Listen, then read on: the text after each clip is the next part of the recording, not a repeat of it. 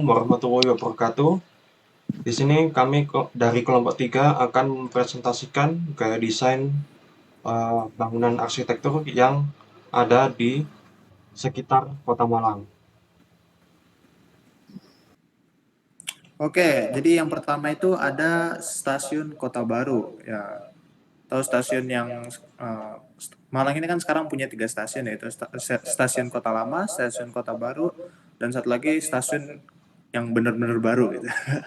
Oke, jadi yang pertama ini kita bahas dulu tentang stasiun Kota Baru. Gimana sih sejarah adanya stasiun Kota Baru ini? Nah, jadi dulu tuh stasiun Kota Lama ini stasiun Kota Lama atau jadi dulu stasiun Kota Lama dan stasiun Kota Baru berada di satu tempat yang sama, yaitu di jalan di Ciptumulyo, Sukun, dan Kota Malang. Nah, dulu tuh stasiunnya tuh seberang-seberangan. Jadi sebelah timurnya ada stasiun Kota Lama dan sebelah baratnya ada stasiun Kota Baru. Nah, stasiun Kota Baru ini dibangun pada tahun 1887, sedangkan stasiun Kota Lama berdiri pada tahun 1879. Nah, namun ketika apa pada tahun 1940, nah stasiun yang ini, yang Kota Baru, tahun 1940 Malang ini kan selalu ada pembangunan terbaru kan. Nah, tahun 1940 ini stasiun Kota Baru ini dipindah, yang tadinya di seberang stasiun Kota Lama dipindah ke yang ada sekarang, atau di Jalan Trunojoyo nomor 10 Kidul Dalem, Kecamatan Klojen, Kota Malang. Nah, pembangunan ulang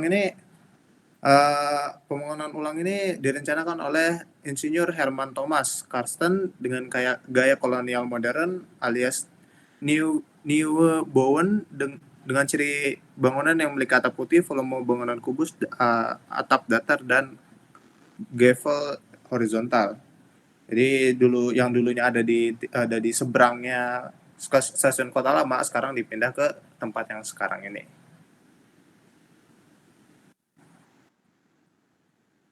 Selanjutnya, gaya desain pada stasiun Kota Baru. Jadi, desain di stasiun ini dirancang oleh Jivan DREB yang merupakan kepala teknisi SS dan perancang arsitektur oleh Lans Gebouwenhuis. Kemudian, gaya desain di sini gaya Onokwe yang merupakan desain arsitektur modern khas dari Eropa.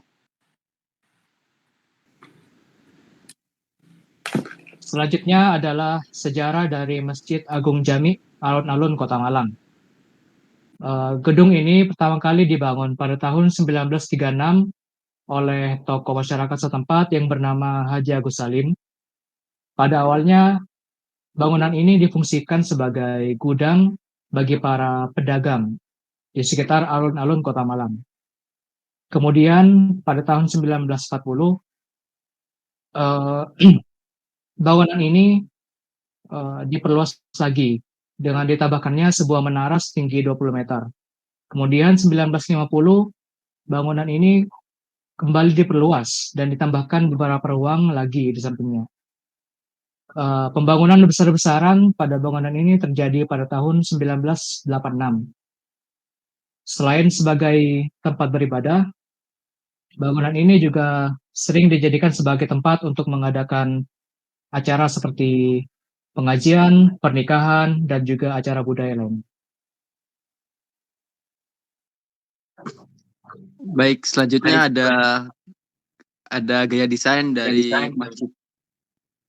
Masjid Agung Jami. Dari bentuknya, Masjid Agung Jami Malang mempunyai 2 gaya arsitektur, yaitu arsitektur Jawa dan arsitektur Arab. Gaya arsitektur Jawa terlihat dari bentuk atap masjid bangunan lama yang berbentuk tajuk, sedangkan gaya arsitektur Arab terlihat dari bentuk kubah pada menara masjid dan juga konstruksi lengkung pada bidang-bidang bukaan pintu dan jendela. Jadi bisa dilihat ya, untuk gaya arsitektur Jawa ada pada langit-langit dari masjid dan juga bentuk dari pintu serta jendela. Dan arsitektur Arab Bisa dilihat dari bentuk kubah yang ada pada masjid ini. Oke, sekian. Selanjutnya yaitu RSIA Mardiwaluja. Sejarahnya kami hanya bisa menemukan yaitu RS ini dibangun sebelum tahun 1949.